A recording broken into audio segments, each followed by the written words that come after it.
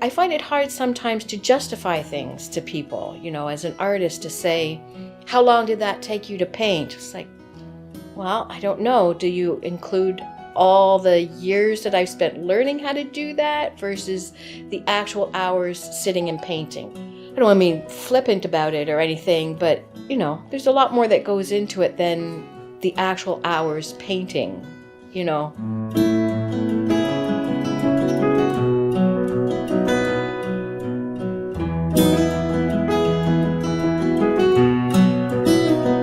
Well, I was born in Scarborough, Ontario, just outside of Toronto, suburb. 1963. My parents were not artistic. My father was a pharmacist. My mother was a nurse. My father owned his own store that he inherited from his father.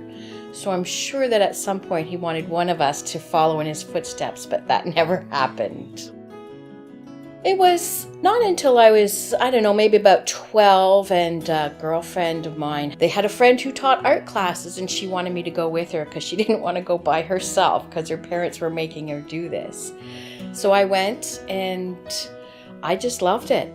She dropped out after a little while, and I just kept going far beyond when I should have ended because they were classes for children. But it really spurred me on, and I did end up going to what would be called a vocational art school in Scarborough, Wexford Collegiate. It was meant to train you for, art as a career, but, back in the 70s, art as a career was more meant to be like a commercial, process, for drafting or commercial art or graphic artists. And so after a couple of years of that in high school, I just went back to the regular art.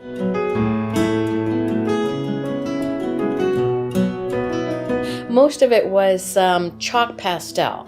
I haven't really gone back to that at all. I did a little bit when I was teaching other kids. I took a watercolor class in a night school college thing, and that just got me hooked on watercolor.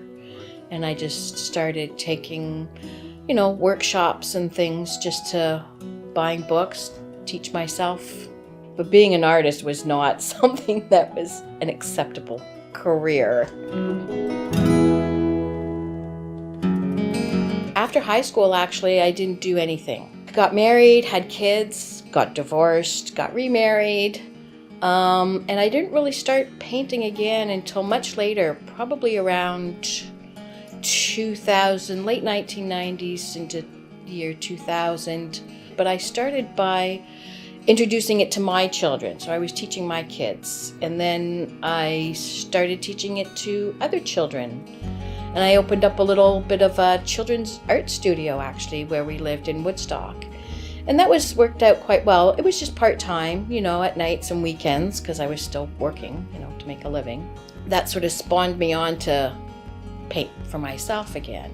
It was pretty much just me until I was an adult and found more of a like-minded art community. Did you enjoy that? Was that important to you to find that kind of? I didn't know it at the time, but yes, it was very important. They're very, very supportive. I find that it was never competitive. Once I found this community in Woodstock in Ontario, everybody was just always so supportive and helpful, and you'd ask questions or you'd answer questions. Welcoming and supportive. Different workshops that I've taken over the years, things get advertised, class here and this one there, and I would sometimes do them, and sometimes I'd learn things, and sometimes I would think, wow, that was a big waste of time. But even if it was a waste of time, it helped me to figure out what I didn't want to do more than what I did want to do, which is also helpful. I don't know if it was, Picasso who said, something along the lines, you have to know what the rules are in order to be able to break the rules, so you still have to know certain technical things. I'm not always really very good at the technical things. I kind of go a little bit more on my intuition.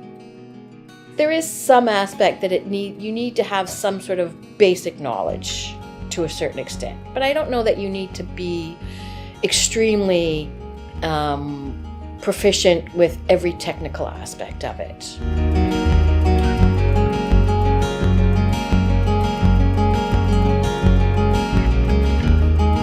Well, I've always loved just like going to art galleries and checking out other artists and art studio tours everywhere. I mean, even when I wasn't doing it for myself, and even just like local artists, you know, not necessarily people that, you know, anybody knows, that's not famous or anything outside of their own circles. But I always loved the Group of Seven artists because they were sort of like original Canadian Impressionists. And I think the Impressionist artist was always much more interesting to me. You know, when we lived in Ontario, it was easy to go to the McMichael Gallery. I'd always loved going there. I sometimes think that I have a particular style, and then I'm always trying to do something different away from that. Sometimes it works, sometimes it doesn't. Sometimes you feel like you get kind of bogged down into, oh, I've done so many paintings of sunflowers, but then I like painting sunflowers, so I just do more. Even from the earlier classes that I did, there were always flowers. I don't know, maybe it's just something, I just like flowers, the nature, there's something, I don't know, sort of simple and complicated at the same time.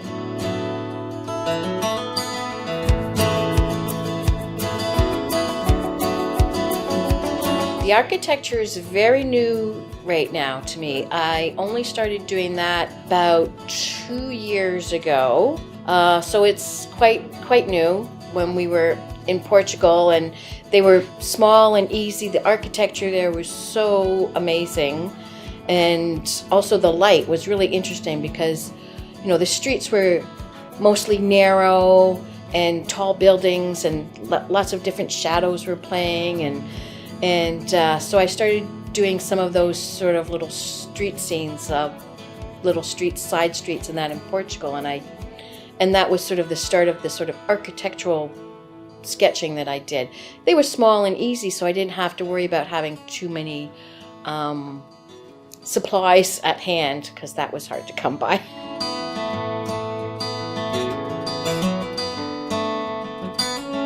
Where most of your creative art is, you know, it's creative, it's for yourself. Your architecture series, that is, you know, you're working for a client who probably has certain expectations.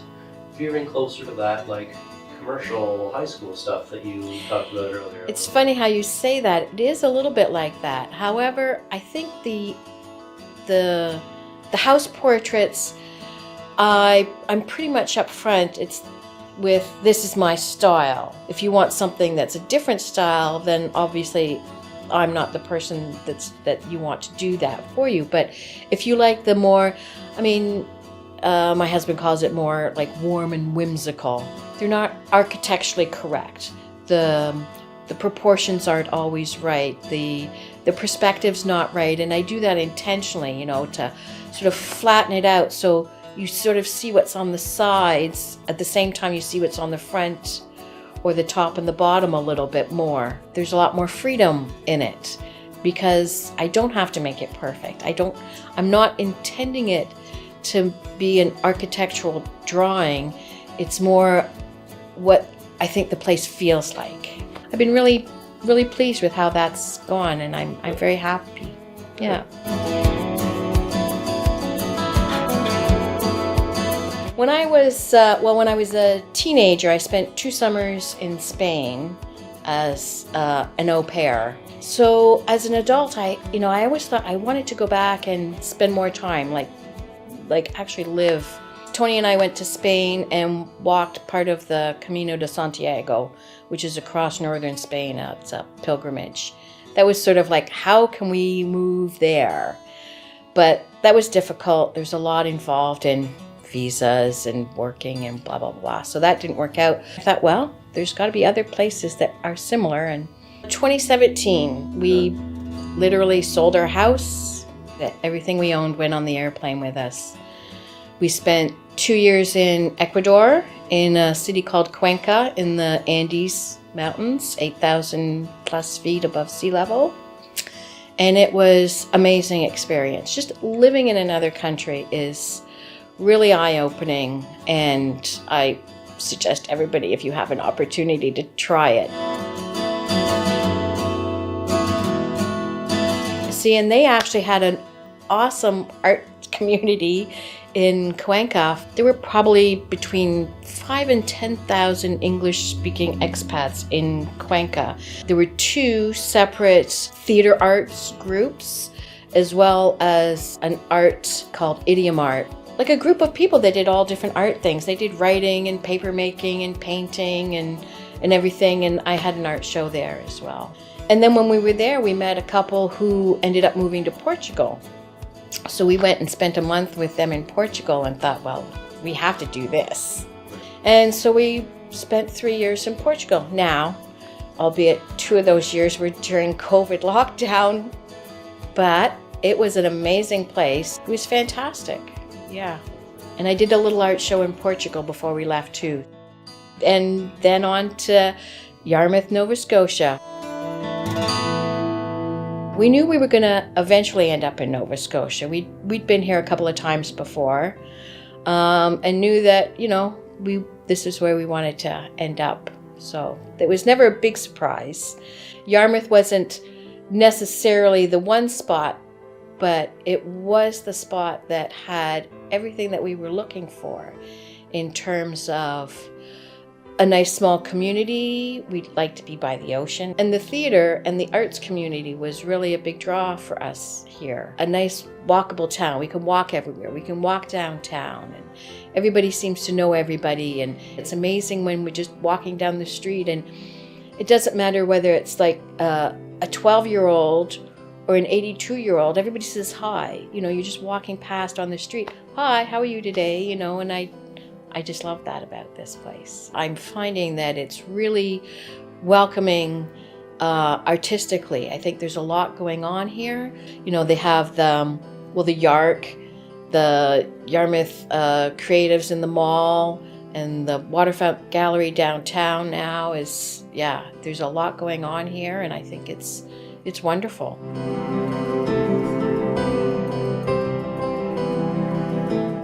Do you like showing your work? Or do you find the process of creating it more rewarding?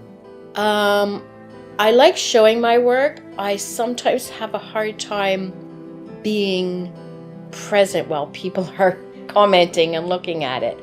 I don't mind if it's all out there and people get to see it. I guess I'm a little bit shy in terms of actually talking to people about my work. I've gotten better with it over the years, but it's still sometimes I do find it a little bit hard. I'm trying to just take everything one step at a time, you know, be where I am right now and see how that plays out. I don't know what next year's going to bring. You know, I hardly know what next month is going to bring. Right. But, you know, there's always something. I know there's always something that I'm going to do. Where it's going to go, I don't know. Right. I like to be open to different possibilities.